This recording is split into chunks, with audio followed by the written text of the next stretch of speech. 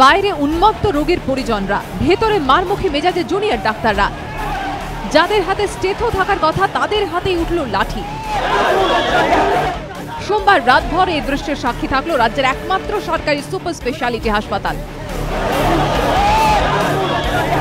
কিন্তু কেন এভাবে রণক্ষেত্র হয়ে উঠল এসএসকেএম চত্বর? ঘটনার সূত্রপাত এক রোগীর মৃত্যুকে কেন্দ্র করে। হাসপাতাল সূত্র খবর, রবিবার জ্বর নিয়ে ভর্তি হন বছর 30-এর অশোক রামকে। পরিবারের দাবি, সোমবার রাত 11টা নাগাদ জানানো হয় মৃত্যু হয়েছে অশোকের। অভিযোগের পরে চিকিৎসায় গাফিলতির অভিযোগ তুলে মৃতের আত্মীয়রা ওয়ার্ডের ভেতরে ঢুকে জুনিয়র ডাক্তারদের মারধর করেন। পাল্টা জুনিয়র ডাক্তাররাও রোগীর আত্মীয়দের মারধর করেন বলে অভিযোগ। সমুনাতে নিয়ে গেলাম, ওই একটা ইঞ্জেকশন দিয়ে ছেড়ে দিল ভাইকে। পিজিতে পরশুদিন অ্যাডমিট করলাম, ওরা কোনো ট্রিটমেন্ট করলো না। 11টা নাগাদ ডক্টর বলছে মারা গেছে। মারধর করেছে, পুলিশ কোনো অ্যাকশন নিল না। মৃতের 3 আত্মীয়কে ওয়ার্ডে আটকে রাখার অভিযোগ ঘিরে রাত 12টা নাগাদ অগ্নিগর্ভ হয়ে ওঠে এসএসকেএম চত্বর। দেখা যায় এই ছবি।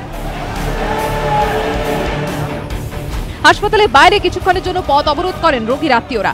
পরিস্থিতি সামলাতে এসএসকেএমে পৌঁছন ডিসি সাউথ। আটক 3 জনকে পুলিশের হাতে তুলে দেওয়া হয়। জুনিয়র ডাক্তারদের অভিযোগ, হামলাকারীদের মধ্যে তৃণমূল মদতপুষ্ট দালালরাও ছিল। সিকিউরিটি দালাল চক্রের সাথে যুক্ত, কারণ যে দালাল চক্রের মাধ্যমে সাধারণ মানুষ যেমন বেড পাচ্ছে না, তেমন আমাদের সিকিউরিটি হ্যাম্পার্ড হচ্ছে। ডিরেক্টর অফিসের বাইরে থেকে যে দালালদের অফিস আছে সেটা ইমিডিয়েটলি বন্ধ করা হোক। তারা হচ্ছে politically backup by ruling party. আমরা আক্রান্ত। সোমবার রাতের ঘটনা প্রেক্ষিতে ভবানীপুর থানায় 2টি অভিযোগ জমা পড়েছে। হাসপাতাল কর্তৃপক্ষের অভিযোগের প্রেক্ষিতে শুভঙ্কর দাস, সঞ্জয় দাস, রামরতন রায় নামে 3 জনকে গ্রেফতার করেছে পুলিশ।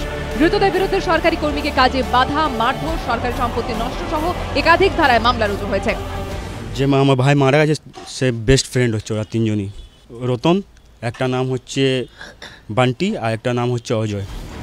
এদিন ধৃত 3 জনকে আলিপুর আদালতে পেশ করা হলে 500 টাকা ব্যক্তিগত বন্ডে জামিন দেন বিচারক।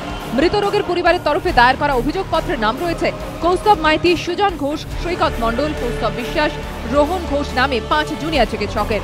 রাতের এই ঘটনার জেরে মঙ্গলবারও থমথমে ছিল এসএসকেএম চত্বর। মোতায়েন করা হয়েছে বাড়তি পুলিশ। সুভাষ বৈদ্য, রাজস্বী দত্তগুপ্ত ও প্রবীর চক্রবর্তীর রিপোর্ট, এবিপি আনন্দ।